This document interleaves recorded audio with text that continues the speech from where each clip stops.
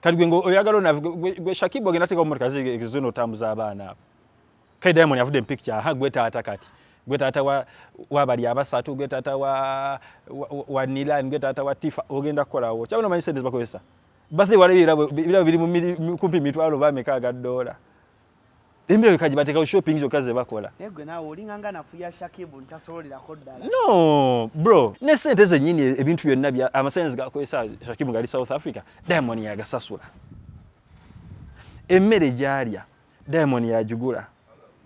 Esente zakozesaamu child support Diamond yakola ki? Kati ogamba otya nti omuntu emanya okuyingira mu nyumba manya muleme olaba kijja. Shakibu yakira ku macha nagenda mu kifaananyi ne Diamond. Oshegera Diamond yali aona what the fuck bakunafuyiza enyimba zonna ziga musajja wange bamujoze nnyo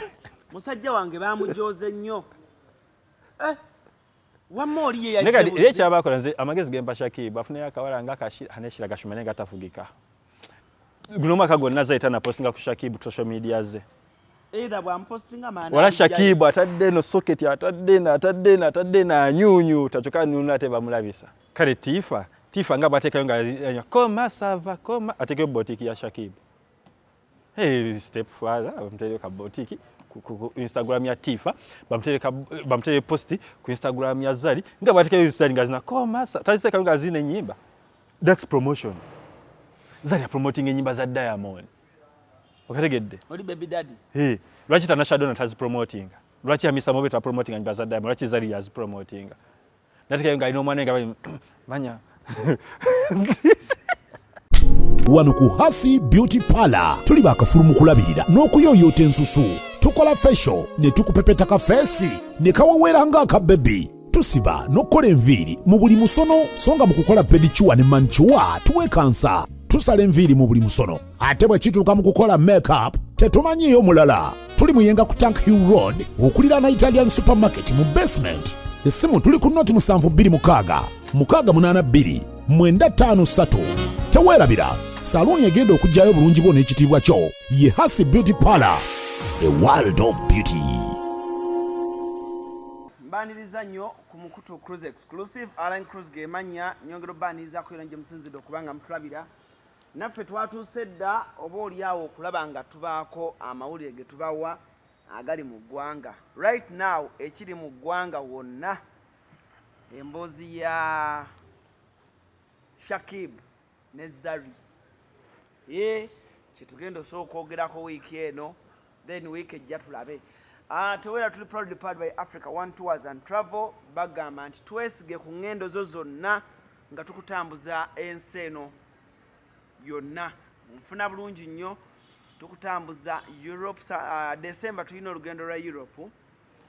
tugenda Spain Italy ne France gwagala otwegatta ku lugendo lwa follow janko Uganda House yingira mu basement parking emotoka yo mu basement linya obabuuza basikali awo Africa One eriwo abajja kuba bakulagira bulungi nnyo embeera ebeere ng'etambulira ddala maidadi sana African Tours and Travel tulina olugendo lwa Israel tulina olwa Egypt mu October so jango otambule naffe embeera ebeere ng'etambulira ddala maidadi sana ndine muganda wange Tomiri Zagaza bwe tukwasaganya emirimu nawe tuyiriba jimirimu ku internet kuno gwalaba Tomiri for the very first time njagala okwanjulira nti amunoonyerezeeko tukoyo be yanjulira kanze mbawe ebikwatako Tomiri yali musajja wa Diamond Platinum nnyo I think even before Zari right even before Zari dating bwe batandika okweyagala ne Diamond Platinum so musajja wa Diamond Platinum nnyo kati saa zino bakyawaganamu tetwakyawagana just business zayawuka waliwo otuukanga well brotherhood esigalawo then business nogamba nze kankole kino kireke kuba ndaba kino tekimpa nnyo nga kino okitegeera ate nga business ebitesa kukwatagana you get naye America nkubuuza anyway soko buze ku bantu ndyoke nkubuuza babuuza abali eyo mwasuze mutya muli mutya musibye mutya Tomiri Uganda kankubuuze before nga tonna kwatagana no before nga tonna kwatagana na Diamond Platinum Zari wali omumanyi yes Zari wali omumanyi yes nga mukwano go yes kaino kankunyo osooka kumanyani Zari ne Platinum osooka manya Zari way back omanyi fe twa embrace nganyo social media nga yakajja kanene soma ku St. Lawrence University nga Twitter eyo ne Facebook tubiriko nnyo nga byakajja ka Twitter eyo ngeriko buli omu nga Twitter ye platform gyokwesa okusindika nga nguswe nubiza nga Chris Brown message nakuddamu kati Zari oyo tweringako yakina white party twetogana ne garden sitting enda yo nenga tetuli nnyo close kate afterwards ate ne twesanga eri wa Platinum wajukira nze kwa Diamond then Diamond nampa show ne Uganda nanga teka show naifuna abantu bamabala tukola appearance so that sente zivamu ki sente za ticket bichi byonna kati manchi ate ikanga nonya bagalitho nyango bateke ku Venom mwawo ekabalagala then Zari wajira ne white party ngano bagayi basiroka babiere inga bataddemu ki sente kati ate kati nze byange byabwerere kibula likatatolela sente alese ekyebiri nga definitely ali nokola white party kati ate relationship yabo ate wetandikira ochegeera nayenga bwekuba kubeera Platinum wasoka Zari okumanya Platinum kujiganze ye betegera ku show ya white party that is white party nali wendi already nga tuli mu kuyiriba Platinum okujja wano yali azze for you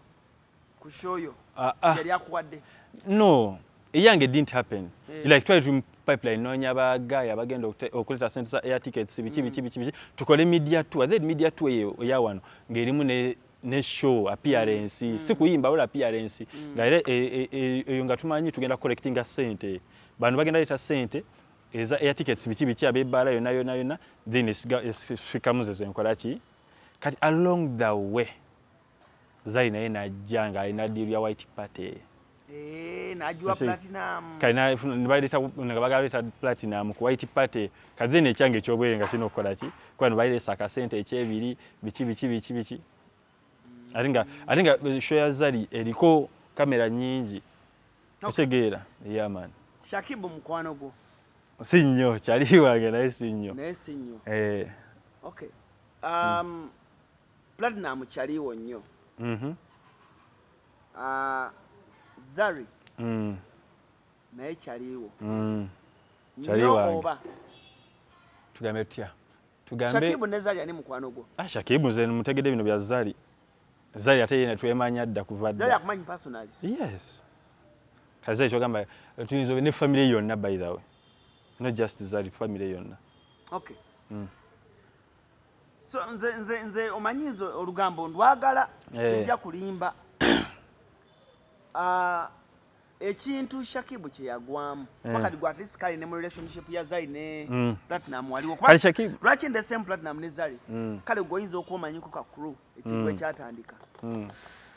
Shakibu okugwa mu love ne Zari oba Zari okugwa mu love ne Shakibu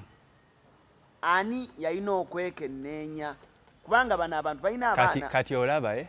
kagalo should building le bulungi kati olaba kanvire mabega Diamond yali wakabi nnyo musically naye nga waliwo ebitatambula ene mabbali amawulire tagakola bulungi yalina aba girlfriend we abasooka ba Wema Sepetu ba VJ Penny nga tebitambula naye kati Diamond ne Zari bantu abasookola ekintu kyonna for fame osigala nga baliko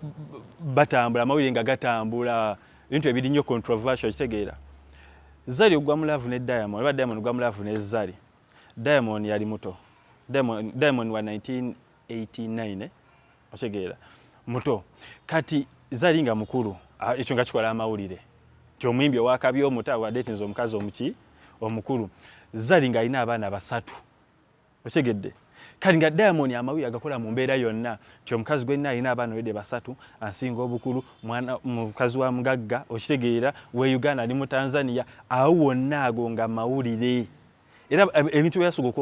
bibasukokola mwe bibasukokola lwaki Zari abadde nyona lwaki Diamond omuntu alina mu sente ayagala Zari omukulu kuye bino bitambula nnyo lwaki omwana tazaalangako alina omwana wa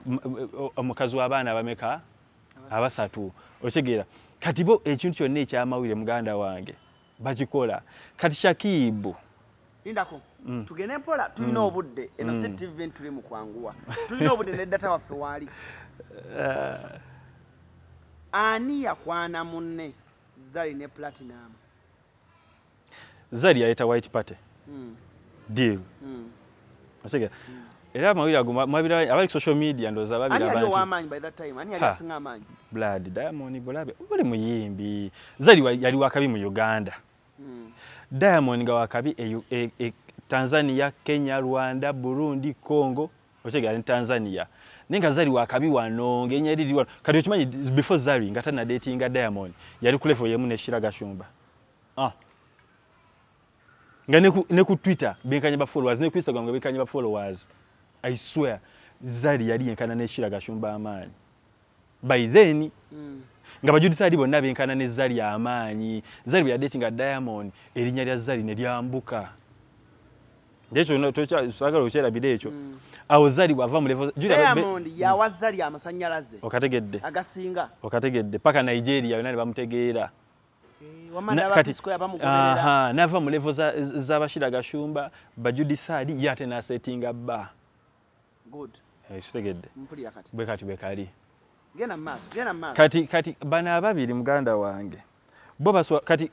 Zari omula kati oyinzo kwewunya lwaki Zari embasajja bonna bayagala teyagala bano bapoko bana boogere nnyo ayagala basajja be nga bali simple tebali mawulire okigeera bakuzanyisa gwe firimu yo bo bali babira mu laavu yaabwe bo ne bazanya firimu kati Diamond yakera nafuna Zuchu okigeera nga business namusaini nga bichi ne bayimba kati afterwards ne Zari nafunani Shakib okategedde ne bakola n'embaga yaabwe bichi tine bwe bahawukana Shakib bagenda sigala ali bwati baliwo bagende kubiddako indi kati Shakib otire embeera yonna kati Shakib kambuuze Diamond yakira ku macha n'agula ennyumba eyo Shakib mwagende South Africa ne yebaka okigeera Diamond yaguya Zari amamotoka agogo n'abaana be basubira mu bulamu obw'amaanyi bagenda ku ssomero bagamba oyo mwana wa Diamond ne Zari okategedde bagira mu Maybach bagira mu cross country bichi ye Diamond yakola embeera yonna ne sente ze nyini ebintu byonna bya amasense gakozesa Shakib ngali South Africa Diamond yagasasula emmere gyalya Diamond yajugula esente zakozesaamu child support Diamond yakola ki kati ogamba otya nti omuntu emanya okuyingira mu nyumba manya muleme olaba kijja eri nyumba yiye eri family ye Diamond ye nanyini nyumba eyo Zari mwabeera yes sebo yajimwa obabo obojjukira around 2015 bali bazadde Tifa 2015-16 around there Tifa nga bamuzadde nga Tifa abeera ne Zari n'aba abaana naye ng'ennyumba gye babeeramu Ivan yagipangisa King Lawrence n'avaayo ku mutimba gwanagamba naye mmwe akakayimbika mmwe akatalina bakuti kalina ssente n'omwana waako asula mu nnyumba ya Ivan okigeera Diamond n'anyiga n'akwata ssente n'agula ennyumba e South Africa bwe yamala ogigula n'agiwanga Zari surprise birthday ali Zanzibar kane bamugira mu bifaananyi biki nga surprise twamuwadde ennyumba njo kola olunaku nali ndi ne Saha ne manager Ricky nga tugenda ggulu waliyo sheggulu Zari nankubira essimu nambuuza boogera kyeyo ne mugamba ebiri e Kampala byonna boogera ennyumba nangamba ekintu kimu oyinza osigala ne mubuuza nze kati ogenda kudda kweri ogenda sigala eri oba olidda kweri nambuuza oyinza osigala mu muzigo nga tebagulidde ennyumba musegeera kanamufinga nave nadde eno mweno najja ofuka sosagala muzigo ng'olina ennyumba nave eri nadde eno okigeera ng'omusajja akikwedde mwana we bali kujerega mwana we okategedde nabiteekawo byonna kati Shakib talina wadde authority eyogera linnya Diamond Platinum kuba bagenda beera bonna kati Diamond bagende South Africa kati Diamond bagende South Africa okulaba abo abaana bonna balina za iPhone 15 zonna Diamond yazigula va ku babiri kati njogera ne bali abalala abasatu kati Diamond oba ateekawo embeera bano abaana abasatu bonna ne beeyagala abakulu nateekawo embeera bano abaana b'abato nti bw'atuuka e South Africa buli omu aba mu vibe superstars ne babodyguard bani amanyi mangi azalese buli omu amwadde ebirabo bataddewo embeera babatute out yonna gye bagenda balina star kati gwe Shakibu bw'oyingire South Africa ki ekibaawo musajja wange seba ateekawo embeera etya nga bwe yagiteekawo ddi lwakuba Shakibu tayogera naye Shakibu assaawo embeera nga bwe yagiteekawo ddi kubanga babaana obalaba batuka ku Diamond babanga olaba yensonga lwaki ate kajuka bano abaana bambi bana they share a mother Diamond agenda beera mu bulamu bwabwe paka ka Shakibu just bakira batya mu Luganda kuyita mu Basegeera nga bulaba ono Chopper bamitakaga yaliwo before Shakibu Chopper kabla abasajja balaba kwa Netflix aliyo Chopper bamuzanyisa mu Netflix ne bamukolera mu sente bwe yugundi ya Netflix ne bakola sente ye yali mulavu bano Zari ne Diamond bagezi era erinnya zeete sagwa leero benya Diamond gwa leero Diamond izo banga talina music batalina music nga bakola yakabadi Nezali lwaki yakwata Zuchu namutwale wazali kati Shakibu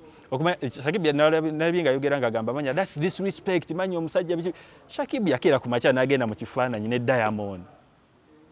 oshegera Diamond yali aona what the fuck bakunafuyiza baba bakunafuyiza nti oli buli kimu yakiteeka mu sente ya respect kati ko tolaba Kenzo yali ko mu kifaananyi kye mu video ekyo kiralamu Elon Musk ne Mark Zuckerberg oba ne Bill Gates biralamu ne kati gwe oyingidde buli omu akimanyi nti nawe kenyino okimanyi nti toyina mu sente nga bano oshegera ennyumba gy'olimu buli kimu ky'olimu amotoka goli mutambulira mu byonna byabwe kati bo okkiriza nti omusajja nsinga kati gwe oba okikkiriza ogamba otyo omukazi nti ate yaleme kubeera na musajja nga gwe okusobola mu kifaananyi ne bagamba kati Zuchu ne Diamond mujje mu kifaananyi then Zari ne Shakibu nawe mujje ne bakubye ekifaananyi ky'abantu abana nga bonna bali bana ababiri bano bawininga Zari ne Diamond kyoba ne kakati ekiriwo kati fena tuli mukwogera ku Diamond ne Zari Shakibu just gano masasi gakuba amabbali stray bullets kazikubira mu Shakibu nti abananga abantu abafudde mafudde ne lutalo abaderwa Syria na America okitegeera kati bano bo bajja bakozesanga kati kubidde buna twogera ku Zari ne Diamond because of Shakibu iyo na plan iyo ne script lindako esolo kubanga yabadde script bro kati Zari naye kimanyi bulungi tayagala Shakibu kati baba yagala muzalire baba liwolaba Tomiri bro nedda sebo oyina omukazi yes sebo akwagala yes sebo yakuzalira yes sebo ka Shakibu laki bamuzalira bagenda muzalira bya plan bacha planninga sebo omwana alina okujja sebo mu Brad kati bana abantu ababiri muganda wange Shakibu omulaba filimu agenda kumaliza filimu agivuddemu otegeera bana babiri nalabya nga bakola ki nalabya Shakibu ng'agamba manyi omukazi yanibadde talina manya gundi ye interview yakoze kanjinonye wasakozi wano kati aba babiri muganda wange birala sagala twogere bintu ngali tuti wala omwana yakatemyemu nakateka ku gondi naye abamita batya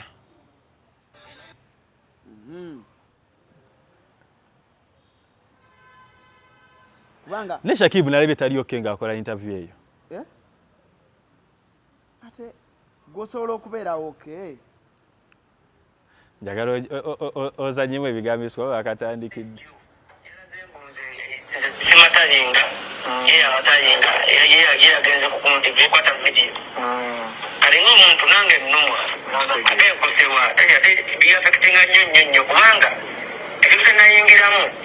ekibi kye nakola nalowooza yaddala tuli mukwano gwa ddala omuli obalinga alina kyayisa obalinga yateekawo nga image nga sikitegeera butegeezi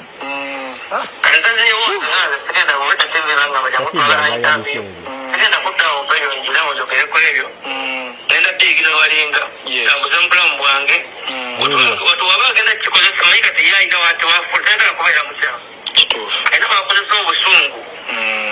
asobola okulagawo mbu akukyayo olw'obusungu oli okutakulaga mbu aswadde kati ekibanga ekigenda okujja ekiwera ndigudu ndiredde ndi prepared sirina buzibu okugamba ngenda kuddingana naye nga manya omuntu gwendi naye olimu akozesa munne tewali alawe ate kati statement eri mu kutambula nti you are the last husband ate zatawusina wagira bakeyo mukutambula waliwo nadde nsoma blog kyawo simanyi naye nga kiyinza okugamba ebintu ebitambuza ensi eno biri bibiri communication okujeko sente communication na respect kituufu teri bufumbo buyinza kutambula ne buwangaala nga temuli mu respect nze singa zala batandabirira nga mbeezaawo nga ndi committed disrespect naye neebeezaawo nekolera buli kimu netobeera ng'omusajja ekinene nnyo nkamikuya ate katonda ekinene nnyo sezeze nalifunyeeko ennyingi kale mwena mukimanyi musimuse muntu mugabi muntu mukodo simuwaidde buli mwakimanyi kuba kumikola baka baganda be ekinene nnyo seze yali ampadde ezinto ennyingi ez'awamu nagenda naye Tanzania ne bamuwa 10 zaalima emitwalo gyalinganga ena kwe kunkwatira 20 n'azimpa ate wenda kuddaawo olwokuba nga mpaddeyo emiliyoni ya Uganda emukitundu ddaawo manyire ng'ondabirira neneebeezaawo bintu byenkola entereka miliyoni kitibetinga mu nnaku 2 ate oza kuddaawo omutwale konve nga ondaba bwotyo omudisrespecting osubire mugenda sirika okategedde bagenda e Tanzania yamutwala e Tanzania n'afuna emitwalo emeka n'amuwaako 2 ekyo kiraga ki akutadde gwe mu bizinensi ye akututte eri nti amugenze akututte kukola amawulire okategedde akututte kukola amawulire akufunyemu emitwalo gyena gwakwaddeko 2,000 yo business kyenkugamba tisinga teyagenda noona ate teyanikozera amawulire e Tanzania ogenda yekkawu era e Tanzania basigala boogera yaze ne bawo diiru bazifunye afunye emitwalo gyena okyegeera amwaddeko 10,000 meka kati kitegeeza nti bo bano just ono ye just bamukozesa bukozesa kusigala nga boogerwako nenga mugundi taliimu kale kitegeeza bwe tuba nga tuli nga twogera reality mu ndowoozayo omuvubuka yenna agwa mu laavu ya Platinum ne Muzali ne Zali oba Zali kale bw'aba muwala n'ogwa mu laavu ne Platinum oba mulenzi n'ogwa mu laavu ne Zali oba ogudde mu muzannyo gwabwe baba bagenda kukozesa bwe bakuteekamu nga bagenda bagamba tuteekemu oyo okyegeera ne kiggwa Shakib agende South Africa emirundi emeka omwaka mingi yalegenzeyo n'amalayo omwezi okakasa lweyasemba okwawukana mimi gye bakawukana lweyasemba okwawukana yakomawo n'emigugu gya bigundi n'akola boutique esolabira Zali eyo kagubanga Zali yagenda okuwayo kasente guma obeere mu firimu ate Zali tagabase nze lilla tegedde Zali kuva 2000 ndowooza nga 12 nga ndi muto bwe bati siri ankwalina ekikumi kye nga muyiriba ku street nzali muyibye nga mugagga nga edduuka Garden City nze siri ankwadde ekikumi kya Zali okategedde wadde 10 kati Shakibu naye ayina kati ayina okuvamu ebyo byakuteekamu ssente kati kenyini akole ssente ze amujoge kwate mukasa sasa kwa respect nawe nga Shakibu wano wamusanga no nga ayita wano abeera mu motoka ya Ivan 9 Hammer Ivan 9 tokimanyi Hammer Ivan eriko number plate Ivan 9 Hammer jatobeeramu olusi nabeeramu eri ye bagita batya Jeep oshegeera ninga Ivan kadi wewe nabo bokkiriza nti n'emmotoka y'omugezi ogenda givuga ogende mu nnyumba y'omukazi wakawe we gyogenda okwekubisa ebifaananyi naye kirungi kati Shakibu yafuuse YouTuber era ali mweno business kati nammwe oshegeera neka simanyi bwe banaawukana era ne YouTube ajasigala kati okola Shakibu ate naye ali ku masannyalaze gennyini Shakibu ne YouTube yagita Shakibu and Zali si Shakibu mimi nije Shakibu si brandi naye kenyini ali ku masannyalaze anyuunyuuta agava eri Tanzania oshegeera Ano bona agenda gundize ojalaba nga videos zalimu ne Zali zitambula ezizo yokanga itezikola ki tezitambula mimi naye anyuunyuuta amase ne bana abasajja abagezi tebateeka muntu kati kwa example yani kati aso obali akamasanyalaze nnyo okiwa grenade bwe yagiragiraawo ne amasanyalaze banga agagenda mu akira nnyo nti naye yagiramu biki ne bamujjako akategedde Grenade ye kubifaananyi nga alina ezzaliwe behaginga bwamupekinga nze nabasangako ne ku video call nabasangako ne ku video call awo bayitawo batya Mystique awo awo ku Mystique waliwo kalonji kategedde guno yali munuwa ngayogera ne kati Grenade amasanyalaze yanuuna mangi mu nnaku ezasooka awuza ne bagamba ona nakuba n'oluyimba ne bagamba ono nedda comparison nezibeera z'amaanyi nti kaswika Diamond obuto manya nakagizeegizeemu ne bagamba ono amasanyalaze ajja gatwalira ddala ne bamuggyako kale Shakibu musajja ani amuggyako muganda nange bali baagalana basokola ekintu kyonna nti awo tuli mu kuocha bali ba mafia oshegera baita basakira kwanza ne beekyawa ekusoka balina kati nalbe Zari ng'agamba manya ono ebano wembeera manya amaaso manya bali bade mukulaba byonna Zari engeri gyabadde happy byagudde bugwi ne baleeta n'ebirabo nti kwa Zari yagambye mu video nti tata wa D yaweereza sente nga nyingi nnyo eza birthday ne video muziraba Diamond yazze n'ebirabo yazze then baba omusabi kino baleeta ebirabo byonna kyogamba Zari Diamond yaweereza sente Zari then ate Diamond najje South Africa ate kati Zari nakwata sente bamweza nazo Diamond yagenda akole shopping Diamond yakoze shopping we najje waka ngajje waka gali maka geteetaga permission bali baana be asokujja buli wayagalidde wama yagambye you can't access my house unless you biometrics amaso simanyi fingerprints simanyi bichi gwe mukulaba nga batudde ku table abali yabadde surprise eri Zari yabadde surprise ndiye banguddeko bugi mukulaba era najja ku birthday party yenyini kwagwa nga ne abantu bonna abasinga kwebali oshegera lwakuba nti kyako ono lwakuba jukira tulaba Shakibu Shakibu obwange oli nayo n'omukubira essimu amuza oli nani tindina Rani Kuruzi ndine gundi atekako video ngitambuza kale beera bulungi asegedde bamwe ntalinga buli ddakiika otoyi musajja buladi kali Shakibu ye bambi bamuzanyisa zo filimu zaabwe nti buli kadde bambi abamu je ali hambo bambi noli chopa bwe yali nolanga amasanze simanji manji nyo ne bamuta kani bateeka mu kifani bateeka mu Shakibu ashegera ka Shakibu etaswa kufuna amasanyaze ngago ebyemikolo gye bankola biki ebyo najina mizannyo kati blood fetuna bukakafu babikolera eri si wano ashegera ozo kusanga umukolo gonga tegwaliyo ngezo bayagala kuzanya kintu kyabwe ko mukolo omusajja awasali wano we Uganda bakite bajja wano ne bakola wano ku muzikiti gw'ekibulyo baluda ngogwa Daxkatero bwe gwali Oshegera bo bali mwala babifaananyi temwala banti ya la baita n'abantu batono oshegera family nga bala family ya Zari weri South Africa bali mu kintu ekyo ne bakola bintu byabwe buladi ontiisa bongamba nti abantu bakyeyaga Shakibu yeke nyira yizo kubanga yogera akola ki oza mukesanga nga Shakibu kwaka ninza ngwire ku Boxing Day na ine Zari wa ku Riders Lounge yabeera Ntebe Boxing Day ninga Shakibu ayinobera ne family ne mukazi we ku Boxing Day nakungolukula ali eri mumanya Gaza balinayo fight ya Lugogo ngali mbikonde bye Lugogo oshega mfojo bali ne mukyalo baze mu gwanga lwacho batoli naye lwacho boli eri kiraga kyekyo oshegera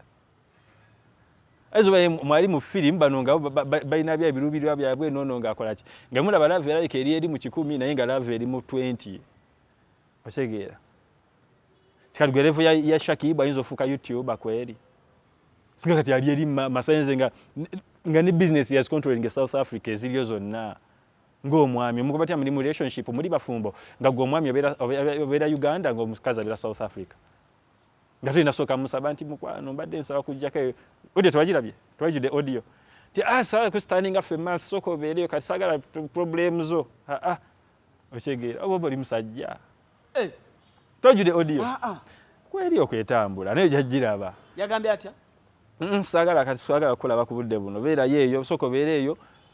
sa njabera konzeka aswana kusaba permission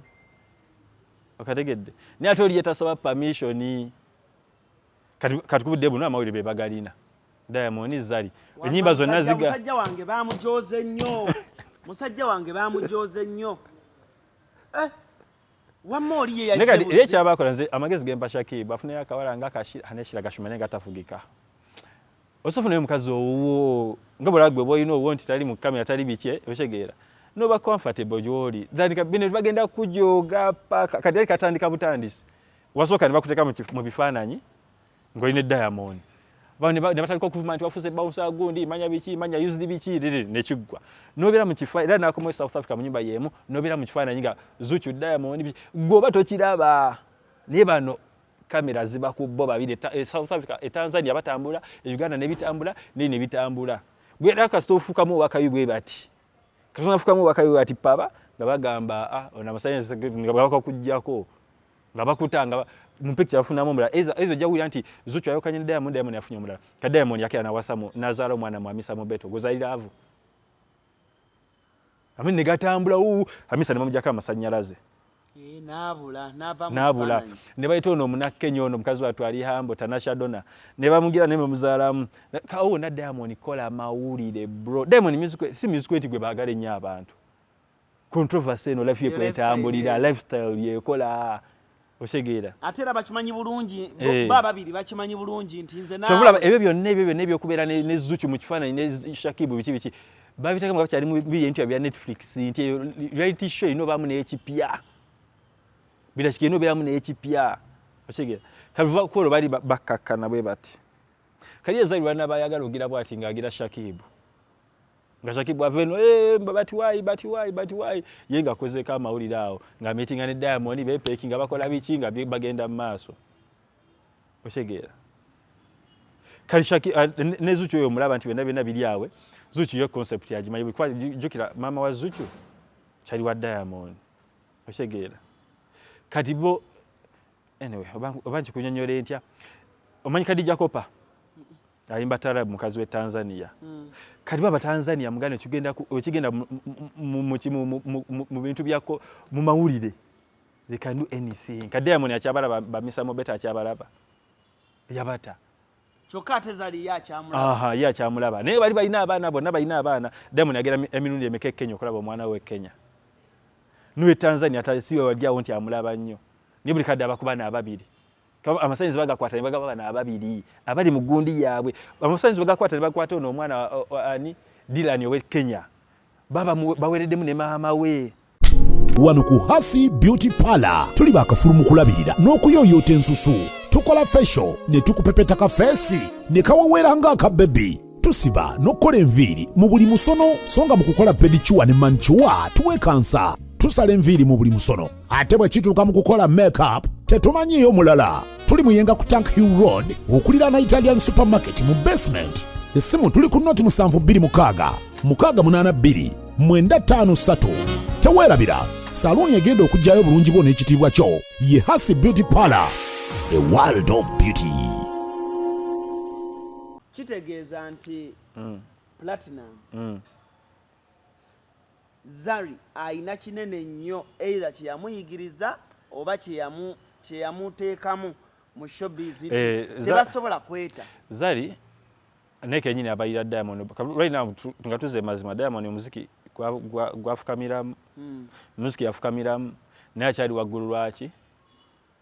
lifestyle ye na bichebi bimugobereza kati tuli mifoko kyokuba nti wali olimba oluplaying nga tuli kubulamu bwe oshegeera ko tabakole ebintu byabwe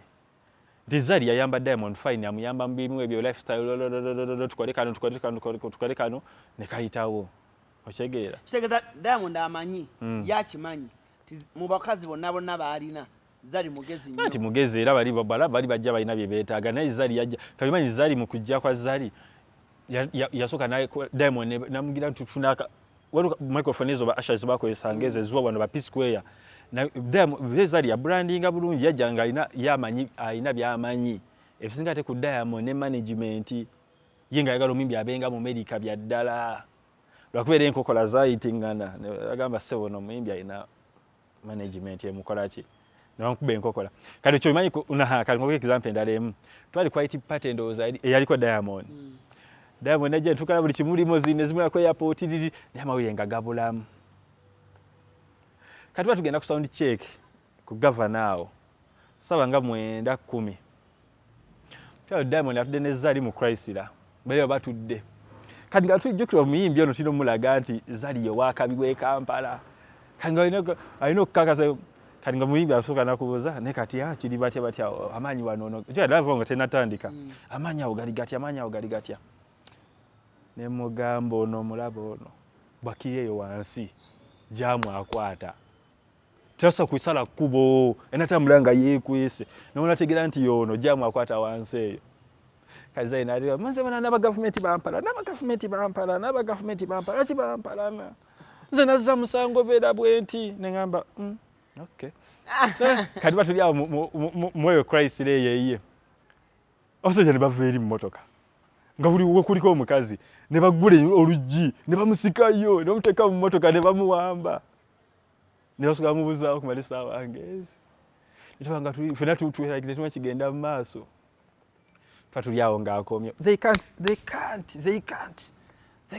can't fight me nika bakutwala bati amanya bi intelligence ne bakomya mu sawa 2 ngolikiria ne ngamba kati omwibyo n'amanya nti gano masanyalaze wano yenyina okubeera wano keza li film azanya mu buli mbeera ojonga tagadde jiza how would you describe Zari and omalize ngoga Shakibu asolo batasobola amusolo atamusobola how would you describe Zari ng'omuntu Zari kulinnya lye n'abaana be afiirawo nekati abaana bongeri gyo balaba nti Shakibu aso bagamba ekintu ne bawulira abaliwa abe South Africa abazali asobola benyini nabo kola bamuvimba bana bamuvimba respect eri bawa Diamond bagwe bro bakuvimba abana bali exposed bawanvu bakomeri bawagufu kogina bagamba ki bagina kula bangoze bagamba no juga abana obamanyi nti tata ye nawa bakuze tata wabwe abawo omugenzi Diamond yabawa kati gwo ojabuzuga kurugu emoto kuvuga za mama wa kaulu munagamba nti abana be bali abakulu bagala nnyo platinum osegeera kuba yaba abagira kati Shakibu tasamala malako na kintu kya nawo basolo kubya platinum yamugamba na busente abana zo musajja yimbire emitwalo 10 ejaddo lwakuba kati nti amanyi gakenda ne edda Diamond gakola emitwalo 5 wiki agaddo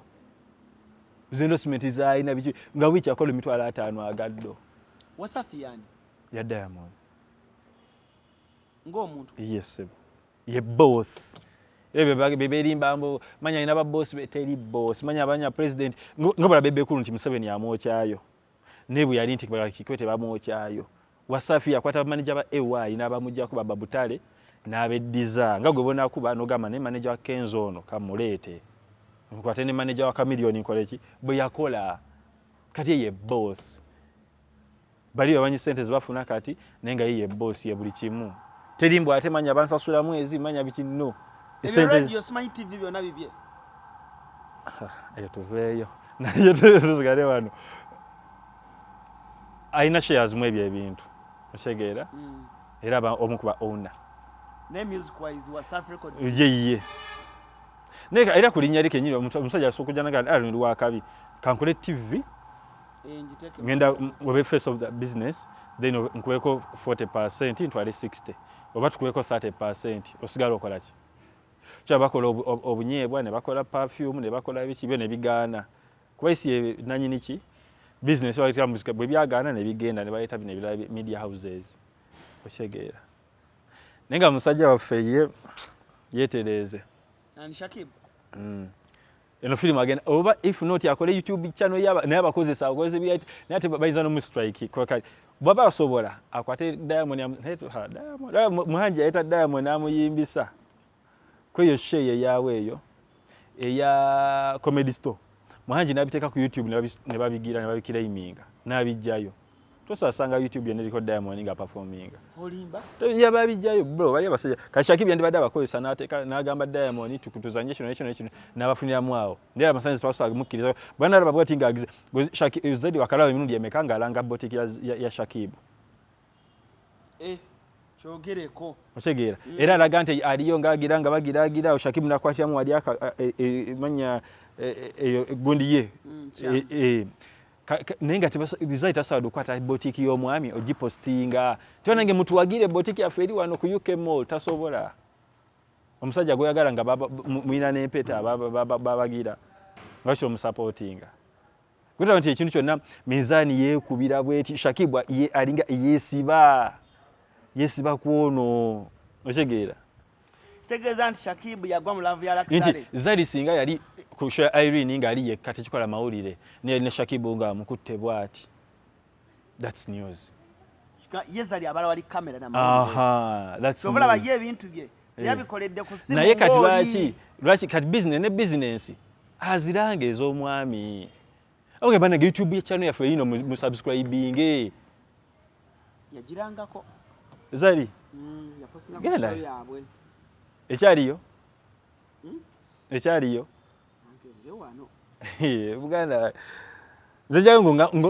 njagala nga Zari agamba na YouTube channel yaffe mutu following Zari alina following million 12 awusegera Shakibu alina mmeka bibi nebifani byonna biraba wano Shakibu aliwa Instagram yiyo yonna ogiraba ate Shakibu aliwa Shakibu amuteeka mu bifaananyi bya slide otegeera ng'omala kukoonamu n'oslide okategedde wano Shakibu aliwa otegeere wewe Zari yekka n'abaana okategedde Shakibu aliwa ku Instagram taliiko oyo abamwami kati genda kuya Shakibu alabe Zari wajjuddeko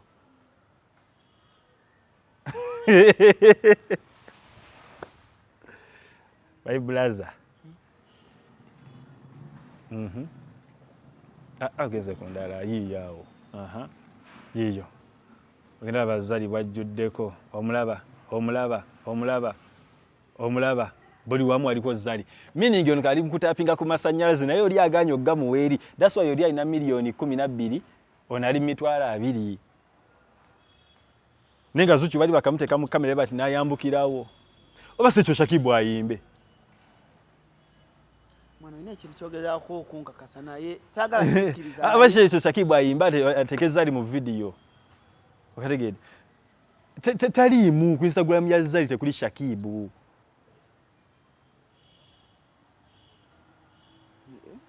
relationship ya Lakizale okitegedde Zari amasayenze tagagaba bwagala ganyunyusa ennyo ng'akolaki ng'akujjayo batabani be bokka family eyo beeko kati n'abataginga wakategedde Shakibu yaliwa ne birthday ye tebamuteeka yogenda yolabe ne birthday ye bazijja post za birthday ye kebera ogenda kwesanga eno post ya mwaka guwedde ina 2000 April tugende baliwa bro wakategedde taliyo oyo January kitegeeza guno omwaka gwonna Zari na postinga ku Shakibu social media ze either bwampostinga maana wala Shakibu atadde no socket atadde na nyunyu tachoka nuna te bamulabisa ngomwami nebifani byembago nzo nga tebiriyo nga babijjayo byonna guba muzannyo kyogo bali abasajja bo kati bali abasajja bakubabuli kati okimanyi Harmonize nga naye teyetereza Harmonize bamuteeka mu pule Diamond namuyimba kufuna amasannyalaze namulabisa muri olimba lwa inama manya omukwano omuzibu nnyo gwayita Harmonize manya gwayita mukazi wa Harmonize okwebaka ne Mwarabu yali bouncer wa Diamond nayagala okutapingira omweyo ebintu ng'alabisooli oli singa tyali mugezi kuvaayo yali naye kimulidde kati okimanyi kakuba ekirala ky'amasannyalaze gaba basajja Diamond akira kumakya nakusayininga mweyo Wasafi nga bulaba Harmonize singa tyali mugezi singa naye yagenda kulaba Rayvanny abo naye mu byaddala kati asobola agenda ku Instagram ya Zari kati kakuli ekintu ekirala kimu basayininga Harmonize ne basayininga bona kanemboso Diamond okumanya nti bagaba amasannyalaze muyimba oluyimba wano nga yakusayininga kwa collab ez'okumukumu n'oyambuka contract ziba za myaka 5 wa 6 wa 7 kano contract yo ngebuzayo emyaka 2 tebaddamu kuwa collab otegeera n'ogwa okategedde kati Rayvanny omulaba yagenda ku Wasafi ng'akoze eki ng'agudde kati Mbosso contract yeddamu okugwako kati Mbosso bakyamwa kolabo kyaziraba Mbosso amaanyi gagwa tebakuwa amasanyalaze genda nago oli Rich Mavoko yagwa ochegeera bana abantu tegedde lwaki bewa gundi nkalegedde Platinum ku Instagram ayina milioni 17 oli ayina 12 Zari ayina milioni 12 okategeera bapanga ekintu kyabwe kagwetosa kuvene bakikuyingiza era bagenda bakunafuya buli dakiika kola yenale mu ochegeera buli kade bagenda bakunafuya bazimba ekintu kyabwe kati bile bifaananyi bebe kubya nga Platinum mwali Diamond yabipostinga naye kati olaba bana abasajja waliwo ekintu kyotalina kweteekamu sio omuntu okuva n'ayogera nebitambula mawulire nti oyinza n'okakola akabadi nekatambula mawulire nti Alani yakoze nnyo Alani yakubye gundi n'ogaana obbiwa amawulire gwe n'ogaana obbiddamu kati bakola ebifaananyi byo ne bitambula mu bantu bonna ne bitambula olova otegeera oyinza babiteeka ku status just ku status oba ku stories kuba babaga bikikole mawulire si kyabwe nti kinabeera ku gundi yange otegeera kabwe ne bitambula mu nsi yonna nti abagumadi babaga akoze nti Shakiba muzanyisizza naye bagenda mupostinga eno Kashakiba alina making sure nti yekola ki nti abiripiro bino posti ojja posti Kashakiba alina abaana be biki nego ekintu kyogezaako okunteekamu belivinga naye bana basajja bro tosobola ono Sizari nakulaga tasabeeramu firimu terina beera bwetyo terina beera kati olaba bano bambi bo bamuteekayo lumulumu bana bayaye kolaba ennyonyi eyo Diamond gyapangisa bwe bali bagenda ku awards ezaali e Rwanda yagipangisa era n'agenda nga zona covers basadeko Diamond nga bolaba nti Modern Coast yawaaba South Soul eki yabawa bus nga bajja Uganda yesookayo ngeri branded South Soul bali fanda in Africa byakoze biche ebiseera ebyo ka Diamond ennyonyi nga David bapangisa ba Wizkid agipangisa nga wiiki ne bateekako ebito ne bakka Diamond Platinum kati kamera era ogenda osanga abasajja bali ku TV abasajja abakulu batudde nti Diamond alina ennyonyi osege kali baji brandinga nagenda ovimba wa Wizkid balina kola mu Diamond yazze n'abantu 20 yazze n'ennyonyi eye otegeera nezanga mbadi babikola bena napangisa ekintu nakituteeka mu tekemu sente zaabwe bwezityo boli pire nabanga n'okuyimba ayimbidde bwerere ku awards zino ezali e Rwanda bazita batya zali bizakyezo bannange ozijukira yeteekamu ne sente zinaga kagende ku awards of performing ateekemu n'emitwalo gye nga 2 agaddo okulanga performance evayo kati singa beekyawa tebasobola Shakibu ne Zari kati nga ekiwa kiwedde ne bado singo firwa Shakibu Zari nga atapinga gwe Zari omumanyi alinga kyakulya Zari nga afune wala watapinga bano ababiri bali mu picture paka abaana babwe nga paka kufa Diamond eno olabira Zari paka Diamond yandibadde ali insecure nga Ivan akyaliwo kuba Ivan yali azitowa ochege naye Ivan yayisoka nga so teeka wembeera abaana binti banange mbeere temugende naye kati wano tekisoboka kati Diamond yali mu picture paka kufa sente azirina investment yazina baba gende South Africa pangisa ziri emotoka ez'amala abaana babo nga balaba n'abaana be nga babanono obunonyi nabagenze omulala kati baana ba star kati gwe oyagala gwe Shakibu agenda teeka emotoka zino otambuza abaana abo kati Diamond yavudde mu picture gwe taata kati gwe taata wa bali abasatu gwe taata wa Nilan gwe taata wa Tifa ogenda kukolawo kyabona manyi sente bakozesa birthday walabira biri mu kumpi mitwalo bameka $. Embiro kaji bateka shopping zo kaze bakola. Egwe nawe olinganga nafuya Shakibu ntasololirako ddala. No, bro kati nzolaba. Ne kati nalanga tuli bene bamuzaire kale asobola bamuzalire azali afuna bali myezi emeka kati myaka emeka. Kitambudde. Afuna olubuto lwaki bamuzalira. Bebanga lavu eri bamwagala nnyo munange Shakibu ate mun Oli agamba is my husband. Bro, baby mama ne baby daddy tebali awukana. Olwo ina mukyalawo. Nibe muli awukana bro mwana oyo agenda babondinga mpaka kufa. provided nti omwana alina erinnya ly'omuganda wange nti gwe taata era omusajja yenajja era mwena abasajja abayingira mu bufumbo ng'omukazi alina omwana nga yazaalako oli omusajja tosobola mujja mu piki ne bwaba mwavu ng'avuga boda tosobola mujja mu piki kyabaaba asigaye nti omwana ne bwakula omwana ogenda mulabirira omusomesa mu masomero ag'ebbeeyi biki agenda kutuuka mu bukulu ng'ayagala taata waddala n'okwenyini ogenda mulabirira ng'omanyi si ggwe taata amasannyalaze bakuwaddemu buwi oli omwana agenda tuuka ng'ayagala taata maama agambe nemowa mwana wange bannange bagende bawe taata capital akole bizinensi ategeera eyambuke so that kibalansinga okujja nga Shakibu bamuzaalidde omwana other than that guzaki Zuchu tazaala talina kayingira ezo ntalo kagwe zali mudongo nnyo kuba nti Zuchu jangu otude wano ne Diamond nange mbera ne Shakibu zali omita mudongo omanye obusungu bazali ayinza okuyiza Zuchu okuyingira ennyumba yeeyo ng'abaana we bali awo disrespect ayinza ogigumira ne bamanya nti firimu wano tukola kasente bobo ogera n'omukulu soft care yange azozigira zeyongera nti omutaata w'abaana yagambye tasobola kunfuna ne mmwe ennamba z'abakozi b'ewaka omanye amalala ga Diamond bw'akuba email zali ayinza okkiriza Diamond akubira email ayinza okkiriza okuba amanyi email wano afunye ennamba abaagala otapinga ku masannyalaze awo bangi abakazi b'e South Africa abanyirira takkiriza ne Diamond ku malala ge tasobola kubira mail mbwe manya abaana bange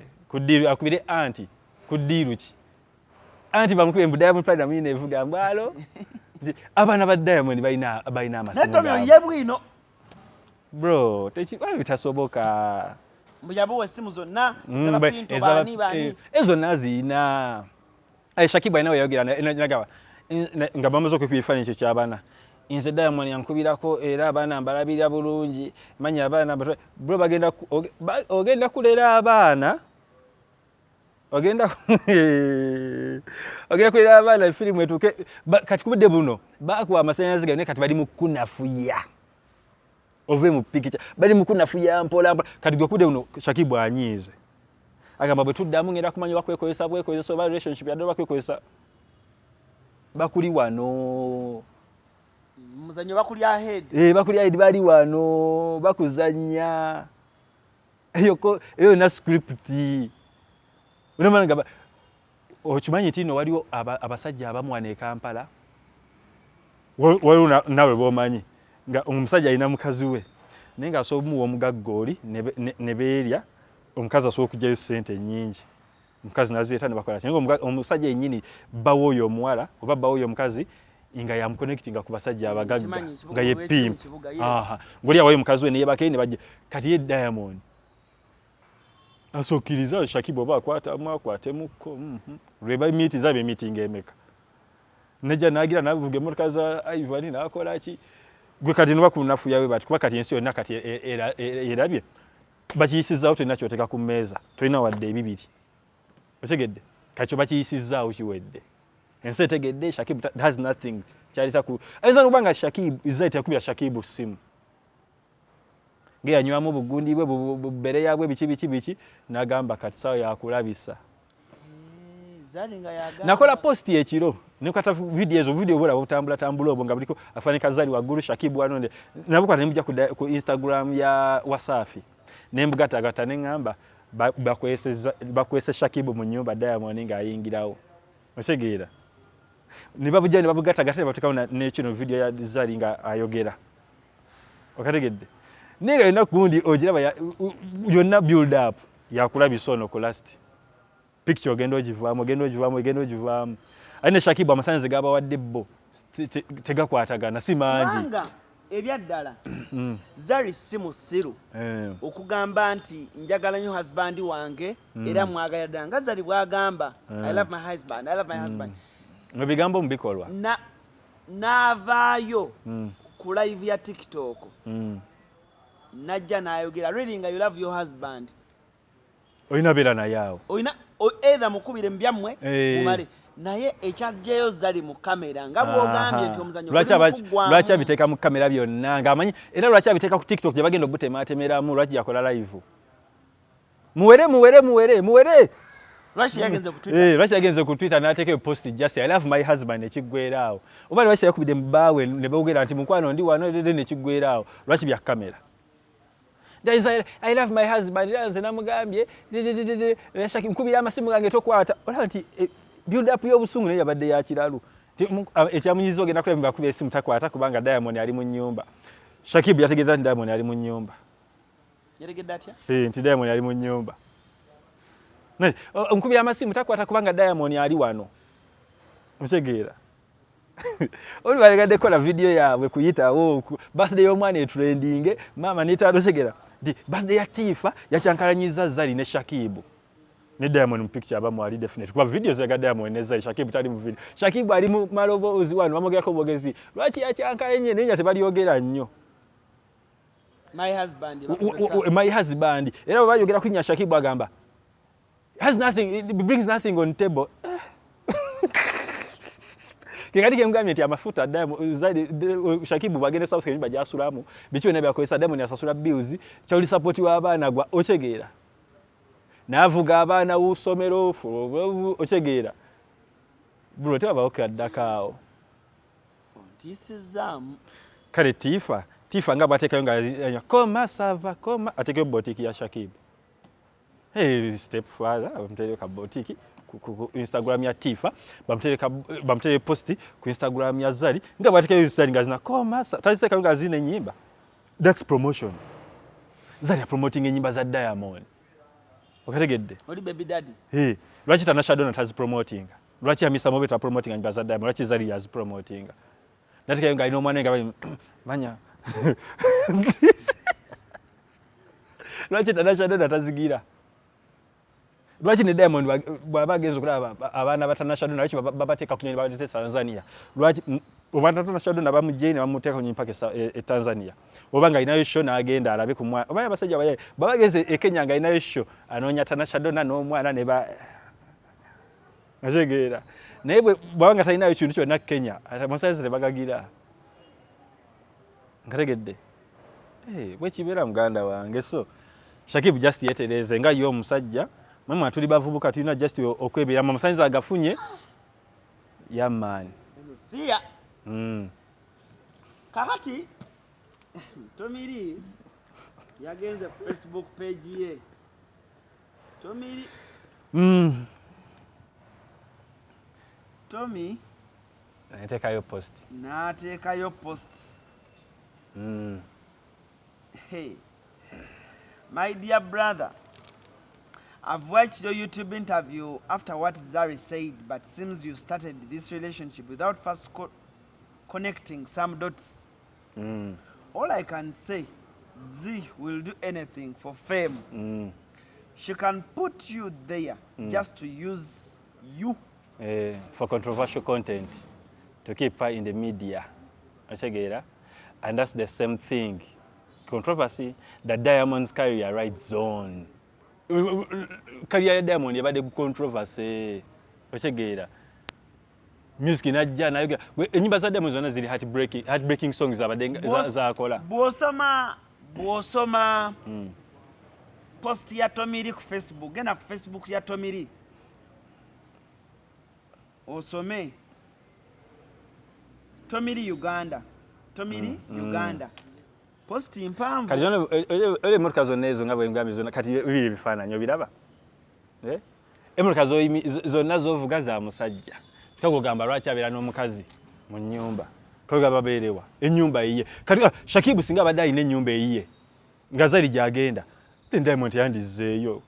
Sebo star wa amalalamu. Biralamu. Kati nga Tomiri waabwe nenteka ku mwala nga Happy Powers. Happy wakabi. Naye kati Tomiri guno omuzanyo Zari bwaguzanya. Gashumba era bwaguzanya. Shira. Aho kategedde. God's plan. Okay, batera nyegire. God's plan yali kyali wange. God's plan yokola erinnya okusooka mu bulamu yagula bere ya Zari 10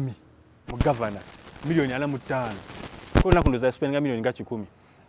God's plan yajja ne sente nyingi ne bazia nga Shira akubira simu bumukubira simu agamba jangwe waka nga waka no luda wa mistiru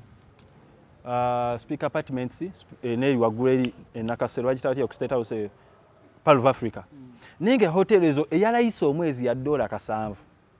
gye basulamu.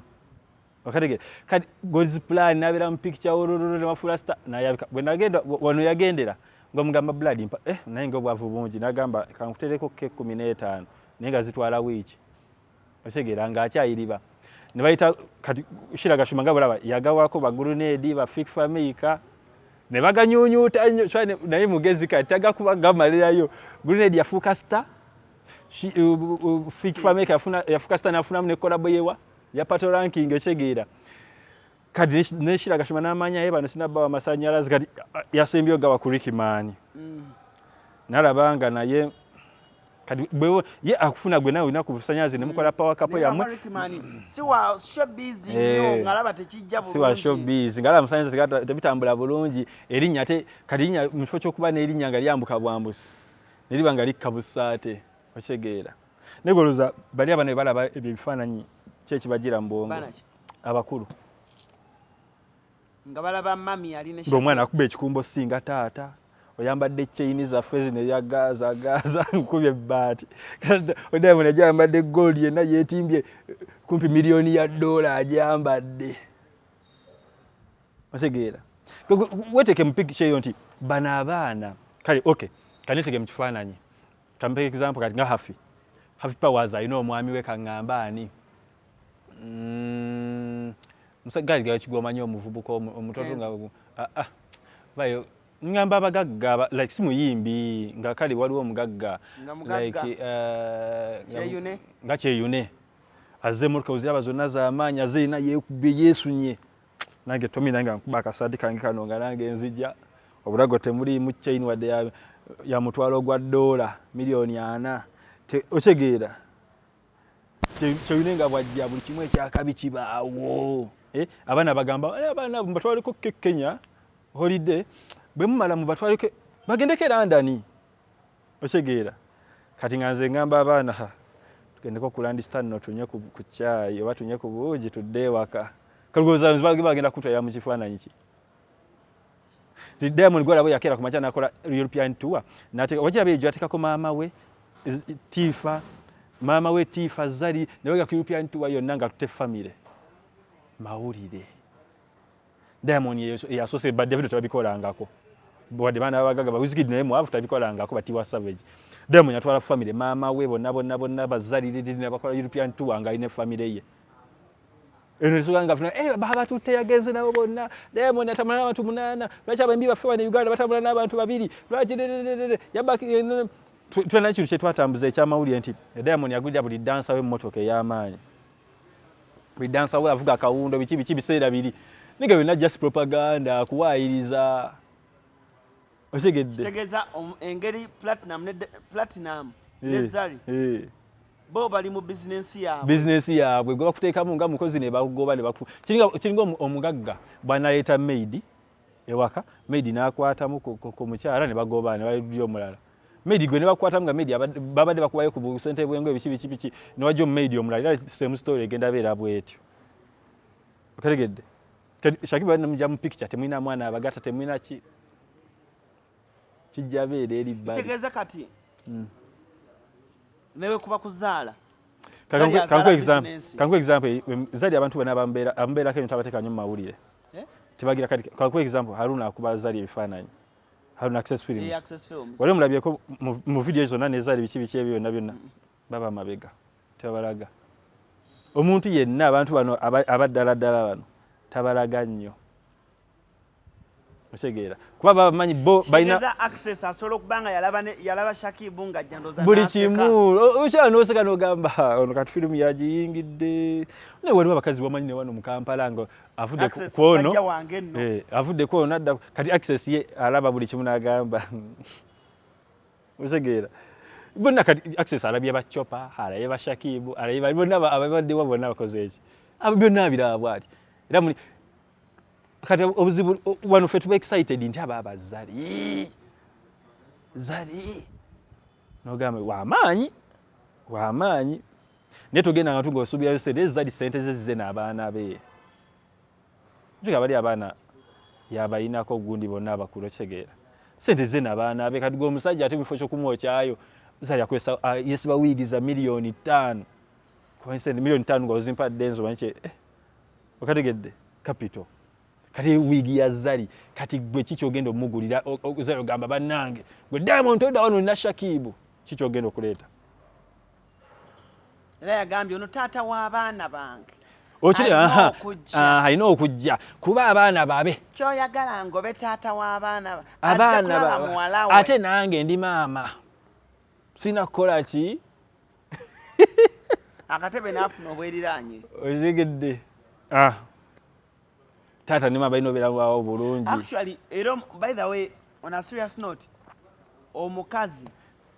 nga takwagala nga yakoowa ne wooba mugagga asoga mukole ebifaananyi byammwe mukole video zammwe siriimu temunteekamu kuba zaliwa akabi South Africa asokubya simu emu ne bamunona Diamond simu tuuze oshegeera oli munnansi South Africa nino mugiza nemugira nemukuba amapia nimana mwana mu microphone bayimbe koma sava ola pushinga na luyimba nno byonna twabikolera pushinga luyimba kola ki atamanyi agenda alulaba oluyimba kati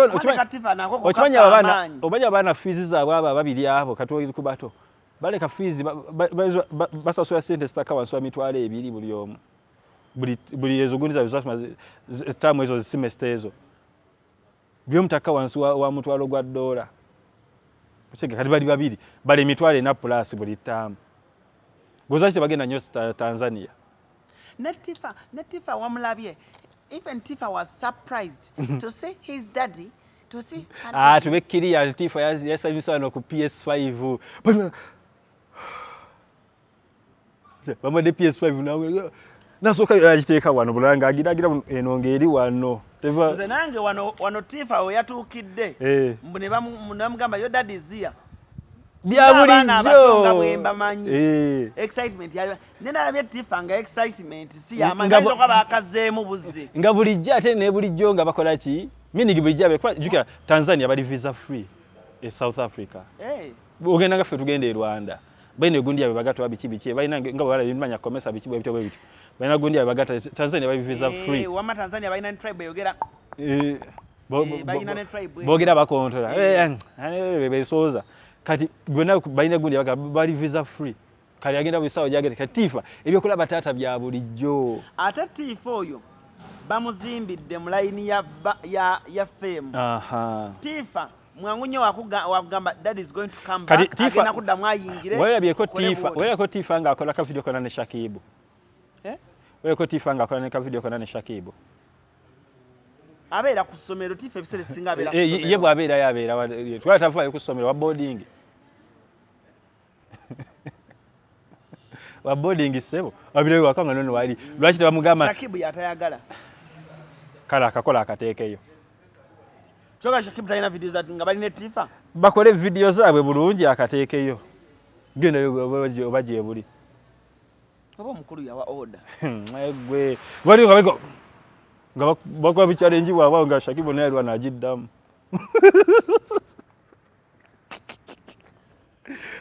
bajikole video egende ku social media kale step further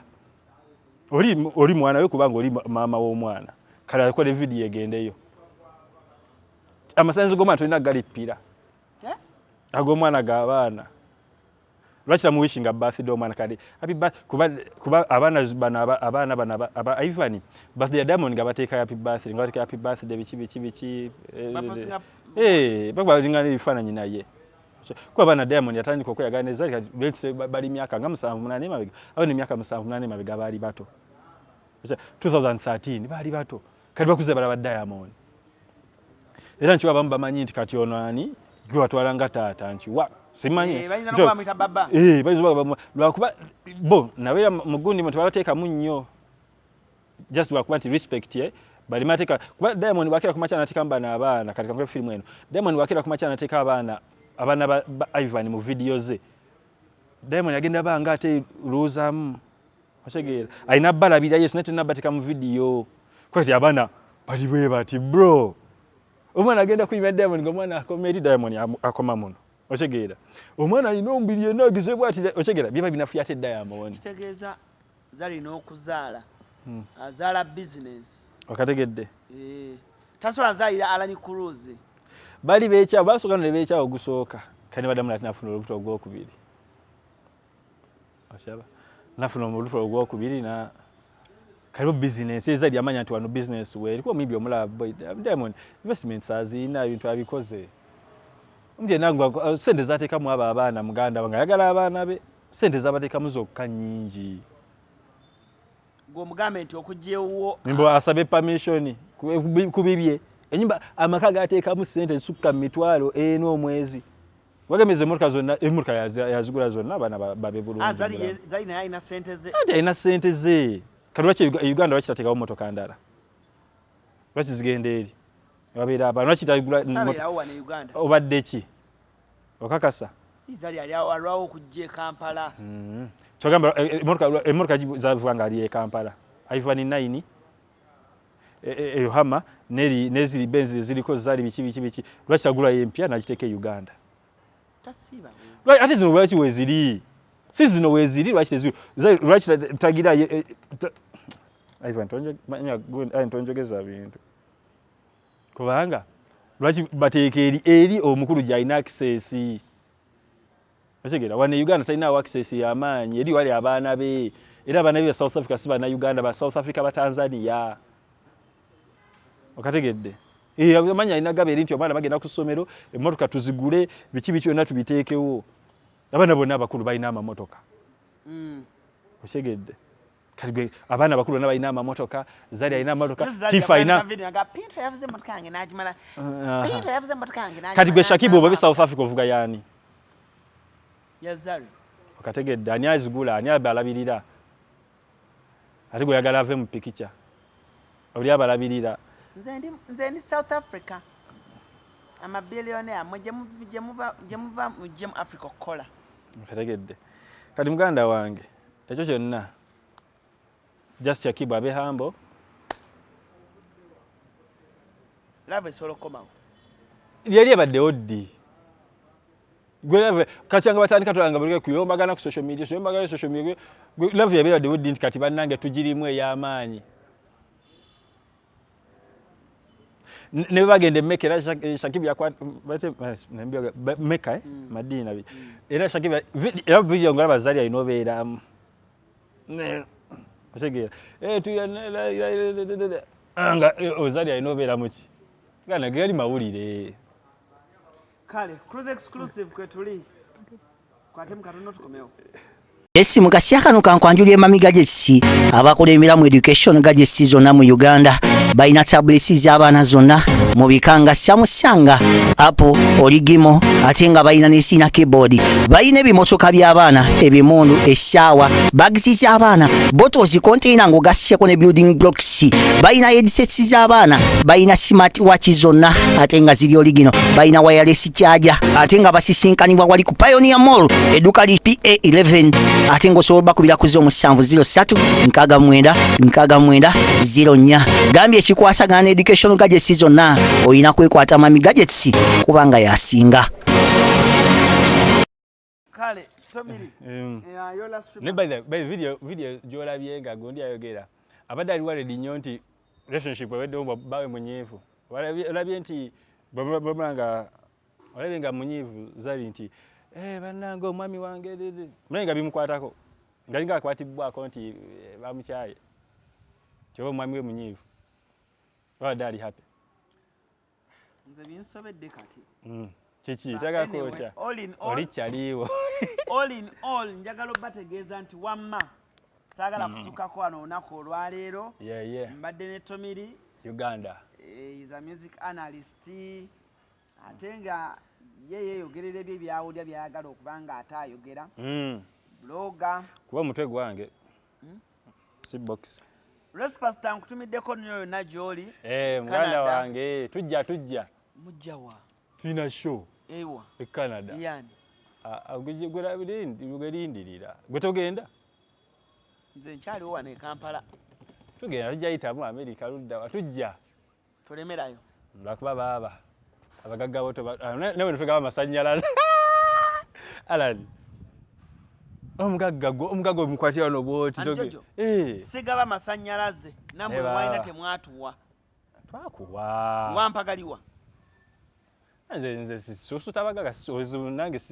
obuzibu sitegeera muno mutwe gwange sitegeera. Era nange omugagga bagira nti ngaze mwerawo